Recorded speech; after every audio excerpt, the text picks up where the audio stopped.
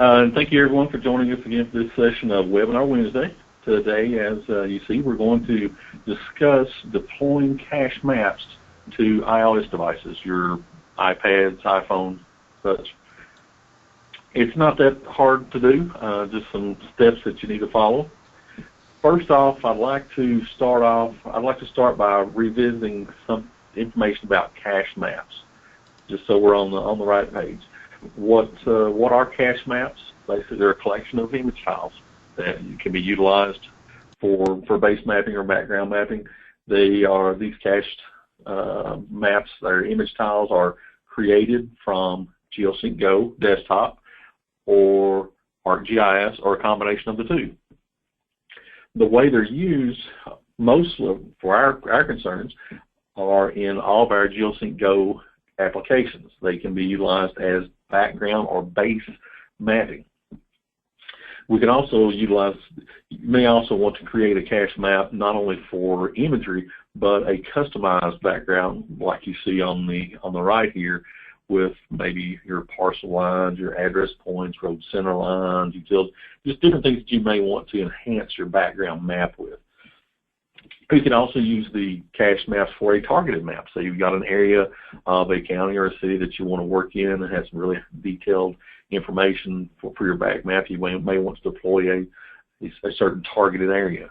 The background maps or the cache maps can also be used for in a mobile situation where you may not have an internet connection, because basically our background map, the standard background maps that are available that you see here on the right on the global list, those are internet-based image sources. You have to have a connection to view those, and that's the default image that's utilized. So if you're going to be in an area where you don't have an internet connection, or you're on a device that does not have internet capability, you'll want to produce and deploy a cached map so you can have that background mapping. All the rest of your GeoSync GO layers can be stored on the device and are typically stored on the device anyway. But your background mapping by default comes from the internet, unless of course you use a cache map. So moving on there, where can we utilize these cache maps other than the applications? You can put them on a desktop computer on Windows. On a Windows computer, the cache maps there are stored on the local hard drive. They can be on an SD card. They can be on an external hard drive across the network. Pretty much anywhere that you can actually browse to, or you can point to from that PC, Windows PC. On mobile devices, it gets a little different, little hairy there. We have on a Windows mobile device, you do have some options. The cache maps can be stored, of course, on local storage, local drive for that device, on an SD card if it has that capability, or on an external drive that can be connected to that Windows device.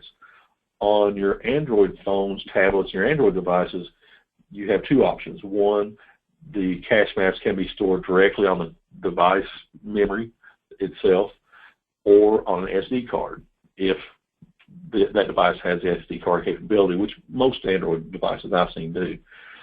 On an Apple device, for your iPads, your iPhones, you pretty much have one possibility there, one option, and that would be to store the cached map files directly on the device memory itself. And that's the one we'll be looking at today, on how to get that information, to get the cache map deployed to an Apple device. We can also utilize the cache maps for our web mapping or web applications for GeoSync GO. And in that case, the cache maps are stored in your GeoSync GO cloud account, in your cloud storage. So let's start looking at how to deploy this to an iOS device. As I mentioned earlier, you don't really have an external device that you can copy to, that type of thing.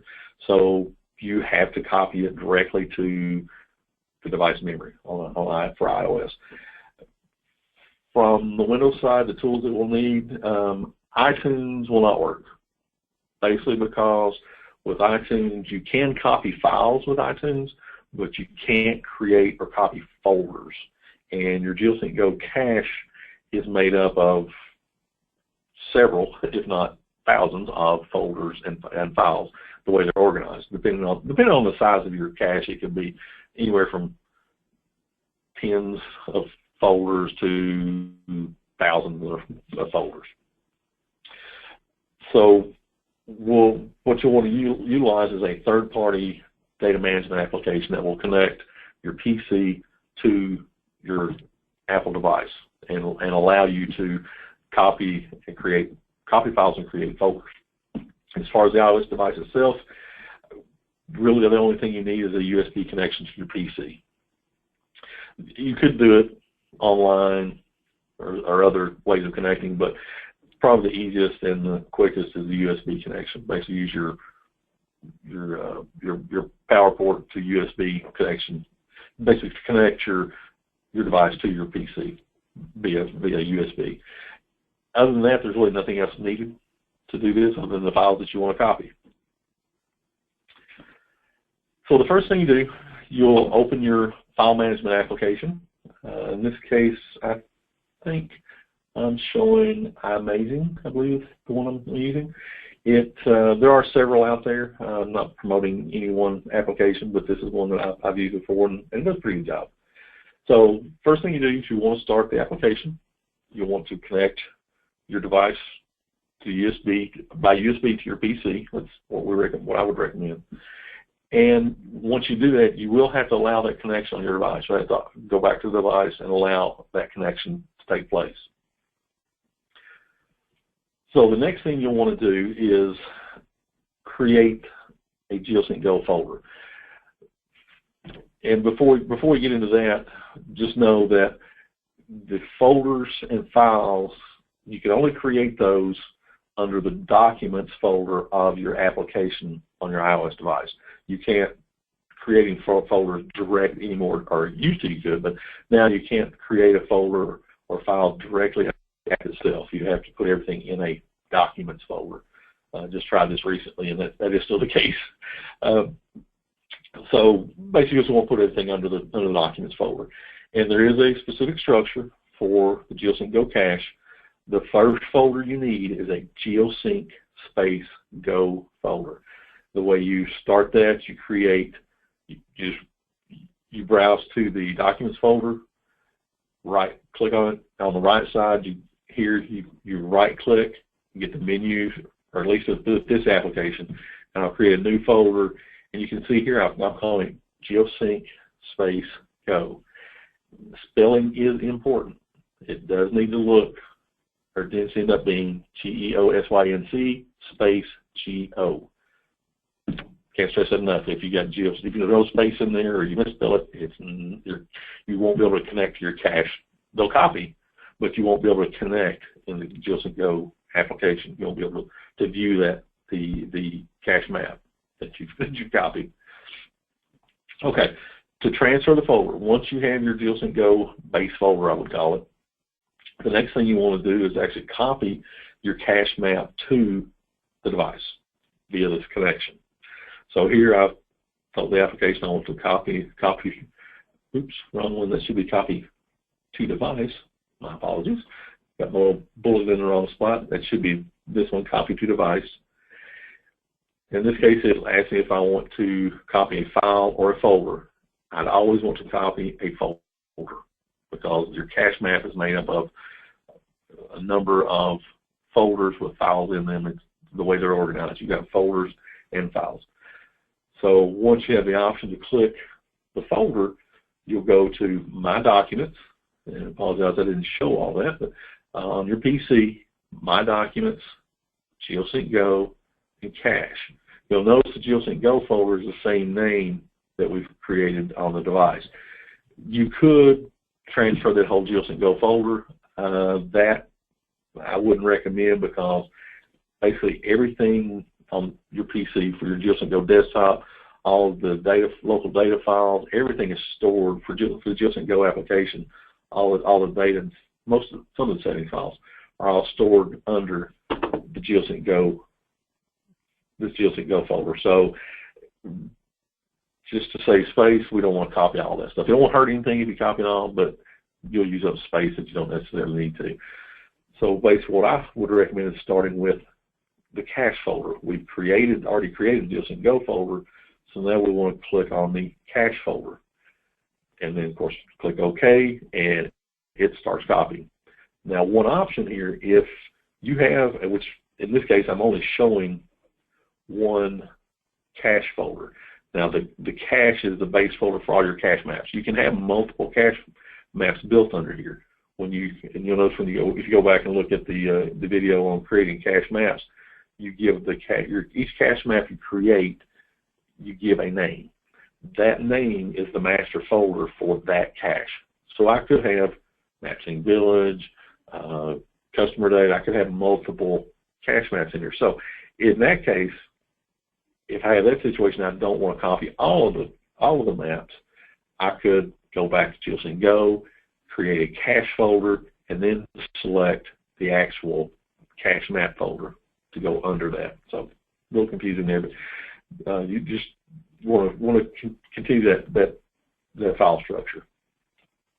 The cache maps, depending on the area and how deep you go in creating your cache, will determine the file size and the number of files required for that cache map. A smaller area, say the